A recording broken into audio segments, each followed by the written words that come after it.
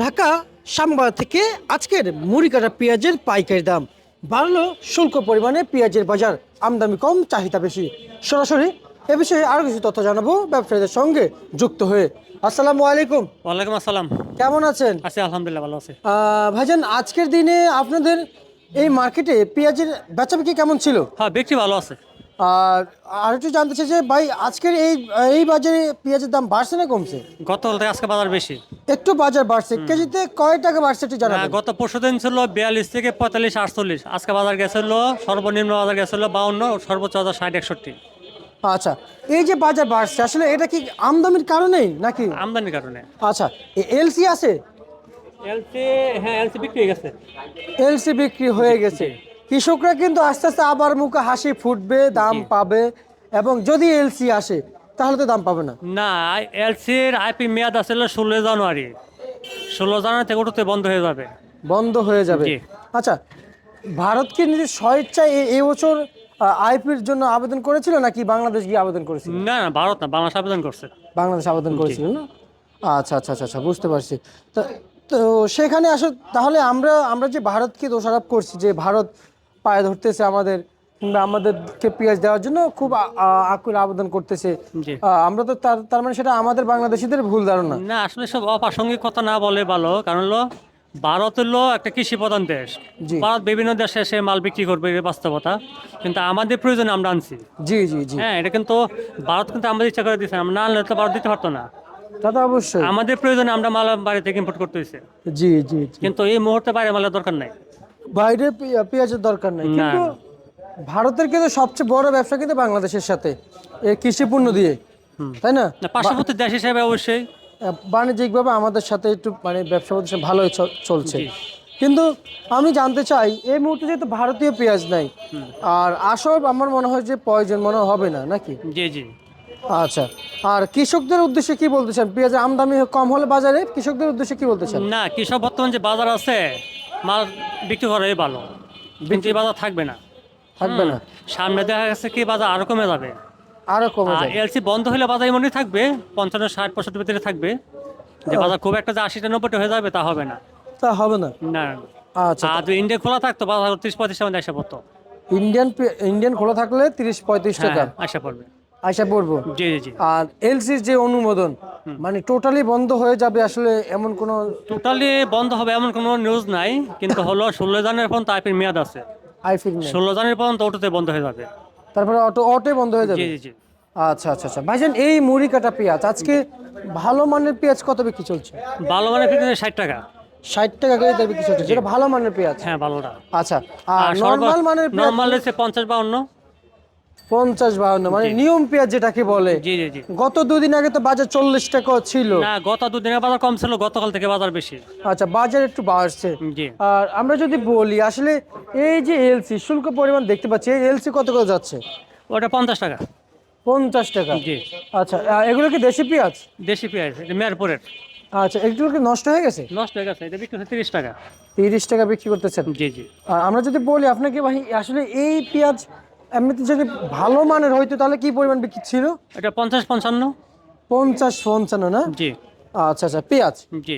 আমরা আরেকটু জানতে চাই আপনার কাছ থেকে আসলে দেশের বাজারে এখন যে হারে পেঁয়াজ আসতেছে জি। এবং আমদানি কেমন হচ্ছে একটু জানাবেন। আমদানি আছে, মোটামুটি আছে, খারাপ না। আমদানি আছে আমদানি সামনে আরো বাড়বে। আর বাড়বে। জি। আর হচ্ছে যে বাজারে আসলে কৃষকের আনাগোনা কেমন দেখেছেন? না, কৃষক কিন্তু আবার একটু অনেকে মনে করতেছে যে 16 তারিখ আইপি বন্ধ করে দিলে 16 তারিখে পরে মাল উঠাবে। এটা যদি কৃষক মনে করে, কৃষক ভুল হবে। কারণ ডে বাই ডে মাল বিক্রি করাই ভালো। জি, কৃষক যদি জানুয়ারির 16 তারিখের পরে যদি পেঁয়াজ উঠায় জি। তাহলে কিন্তু এই বাজার এই কয়দিনে হুম। আবার বাড়বে, আবার ডাবল করে আইফি দিবে আমার মনে হয়। জি জি। এই বিষয়ে আপনি কি বলতে চাচ্ছেন?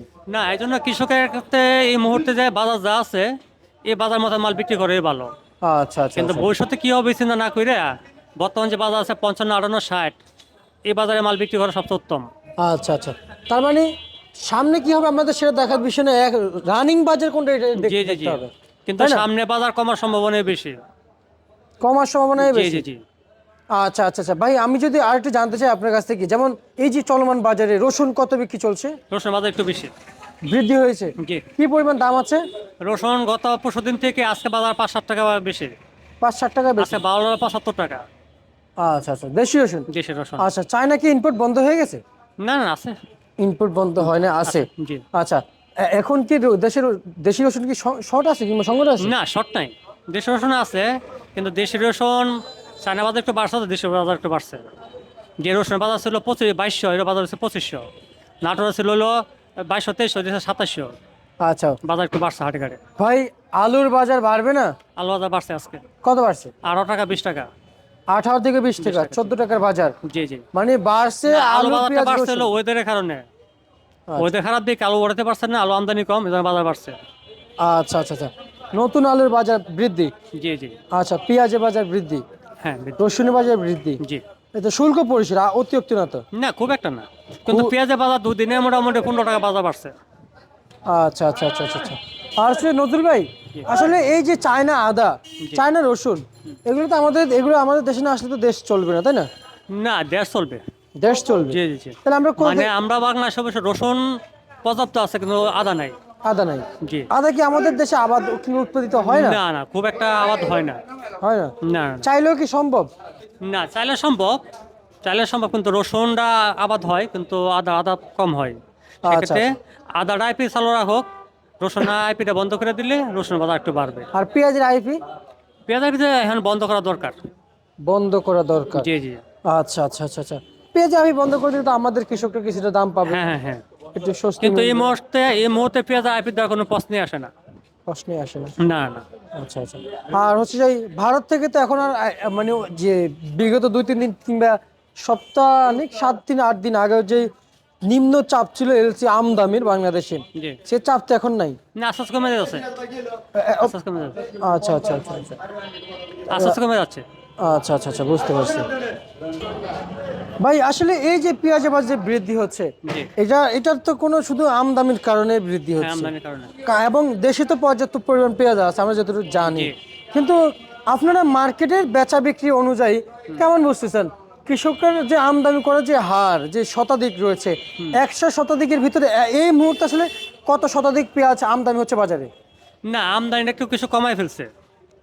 প্রধান কারণটা হলো সবাই মনে হয় 16 তারিখে তাইপি বন্ধ হয়ে যাবে। হ্যাঁ, 16 তারিখে ফরা উড়াবে, ওই জন্য বাজারে মানে আমদানি একটু কম।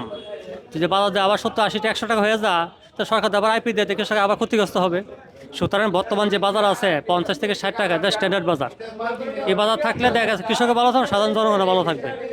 আচ্ছা আচ্ছা হ্যাঁ, সুতরাং যদি কৃষক যদি মনে করে যে 80 টাকা 90 টাকা বিক্রি করবো, আমাদের সরকার যে আইপি দিয়ে কৃষক আবার ক্ষতিগ্রস্ত হবে। আচ্ছা সুতরাং যে আইপির যে মেয়াদ আছে 16 জানুয়ারি, হ্যাঁ, কৃষক পর্যায়ক্রমে মাল উঠাতে থাকুক, বিক্রি করতে থাকুক, সবচেয়ে ভালো হবে। বুঝতে পারছি বুঝতে পারছি। ঠিক আছে নজরুল ভাই, আপনাকে অসংখ্য ধন্যবাদ। Thank you. এই ছিল আজকের